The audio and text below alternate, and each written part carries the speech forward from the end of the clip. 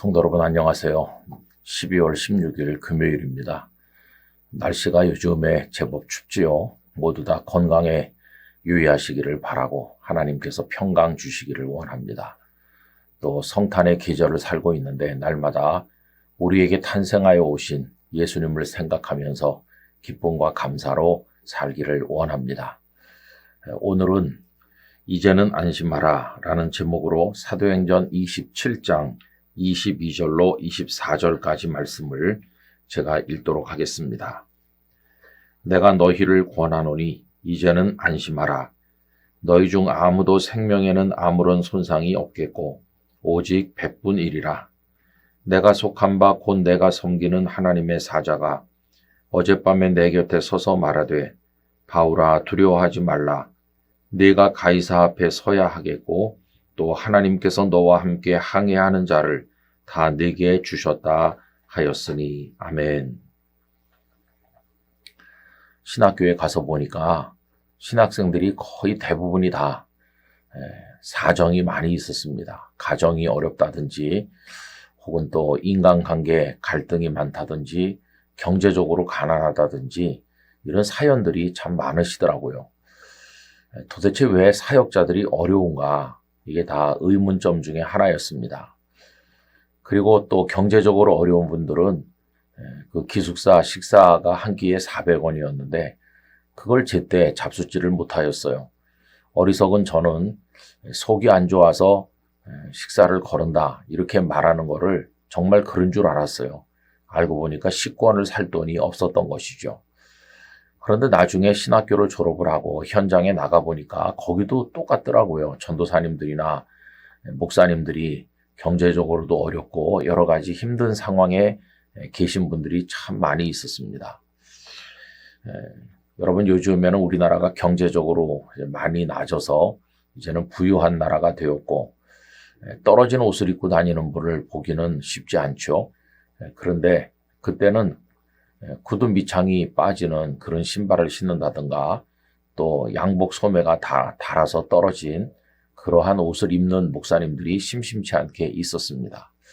하나님께서는 당신의 복음을 위해서 나선 이들을 왜 좀 풍족하게 강건하게 여러 가지 여건이 좋도록 만들어 주시지 않으시는가 이런 생각을 이제 할 때가 있었습니다. 여러분 왜 그런 것일까요? 왜 하나님께서는 경제적으로 어렵든지 여러 가지 인간관계가 갈등이 많든지 몸이 아프든지 왜 그런 상황에 두실 때가 많을까요?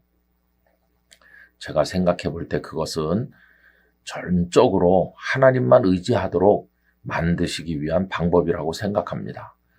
여러분 사람이 얼마나 간사한지 몰라요.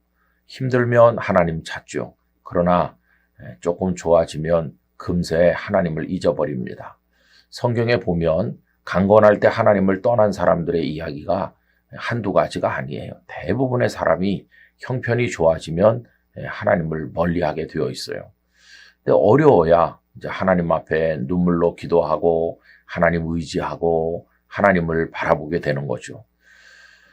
여러분 그 성경에 나오는 많은 인물들 뭐 일일이 다 예를 들어서 말씀드릴 수 없는데 사도 바울도 대표적으로 그런 분이셨어요.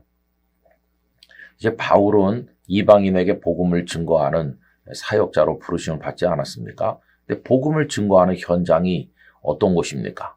누구나 다 귀를 쫑긋 세우고 하나님의 말씀을 들으려고 갈급한 마음으로 기다리는 그런 곳이 아니거든요.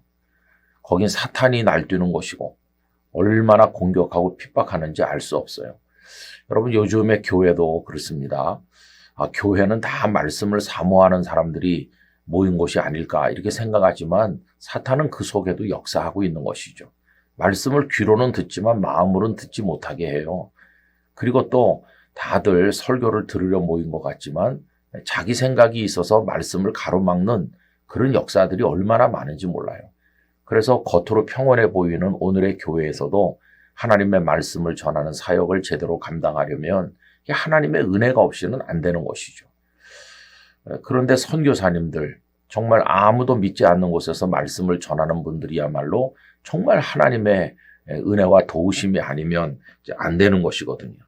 철저하게 하나님을 의지하도록 만들기 위해서 하나님은 이제 어려운 환경 속에 두시기도 한다. 바울 사도도 그랬었다 하는 것을 우리가 알 수가 있겠습니다. 자, 그럼 여러분, 이렇게 전도자의 길, 목회자의 길, 무슨 선교사 이렇게 다 어렵다면 누가 그거 하려고 하겠어요? 그런데도 왜 그분들은 이 복음의 고단한 길을 걸어가게 된 것일까요? 그 이유가 뭘까요? 크게 두 가지겠죠. 하나는 구원해 주신 하나님의 은혜가 너무 커서 고난이 많고 가난하고 여러 가지 어려운 일이 많을 걸 알지만 예수님을 사랑하는 마음으로 그 부르심에 기꺼이 아멘으로 응답하는 것입니다. 그 은혜에 감격해서 예수님의 부르심에 순종하는 거죠. 그게 첫째고요.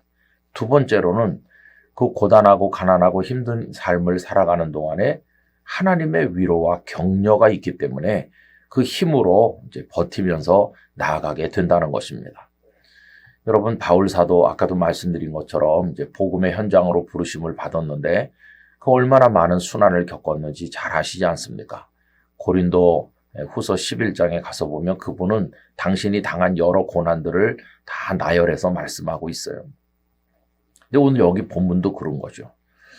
복음을 전하는 그를 하나님께서는 죄수의 신분이 되게 하셨고 또 가이사랴에 2년이나 갇혀 있다가 우여곡절 끝에 로마 황제에게 재판을 받기 위해서 죄수의 신분으로 로마에 가게 됐는데 배를 타고 가는데 그나마 평탄한 백기를 주시면 좋을 텐데 유라굴로 광풍을 만나서 죽음의 위기에 처하게 된 거 아닙니까? 이제 오늘 본문은 그때 이제 하나님께서 그를 위로하신 거예요.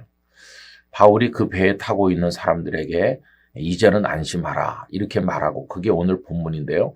바울이 사람들에게 이제는 안심하라 라고 말할 수 있었던 이유는 뭡니까? 그 전에 하나님께서 그에게 나타나셔서 바울아 두려워하지 말라.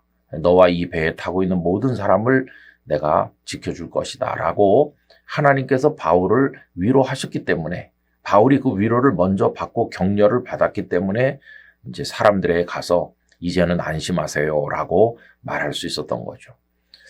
여러분, 그 죽음의 고통이 넘실대는 그 바다에서 그가 하나님을 통해서 받았을 그 격려, 그 위로, 내가 죄수의 신분이고 비록 광풍 속에 있지만 하나님 날 버리시지 않으셨구나. 나와 같이 계시고 나를 붙드시고 이 배에 있는 모든 사람을 함께 건져주시는구나. 이렇게 생각하니까 얼마나 힘이 났겠어요. 여러분, 복음을 위해 사는 사람이 받는 하나님의 격려, 이건 받아보지 않은 사람은 알 수 없는 위로인 것이죠. 여러분, 우리들도 주님을 위해 살아갈 때 어렵고 힘들 때가 많이 있지만은 이런 하나님의 위로와 격려를 얻게 되시기를 바랍니다. 여러분, 왜 나를 힘들게 하시나 시험에 들지 마시고 하나님을 의지하게 하시려는 뜻이 그 속에 있다는 걸 알고 하나님께 나아갈 때 하나님 우리를 격려하시고 새 힘을 주실 줄로 믿습니다. 어렵고 힘들더라도 세상의 가장 큰 위로는 하나님의 위로고 가장 큰 힘이 되는 격려는 하나님의 격려인데 이런 은혜 속에서 우리의 복음을 위한 삶을 완성하게 되기를 간절히 원합니다.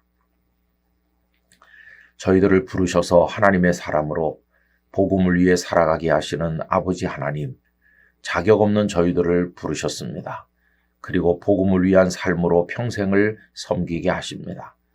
때로 우리는 병들고 가난하고 여러 가지 관계적인 상황에 어려움을 겪고 왜 하나님께서 나를 힘들게 하시는가 의심할 때도 있지만 절대적으로 하나님을 의지하게 만드시려는 뜻이 있음을 알게 하여 주옵소서.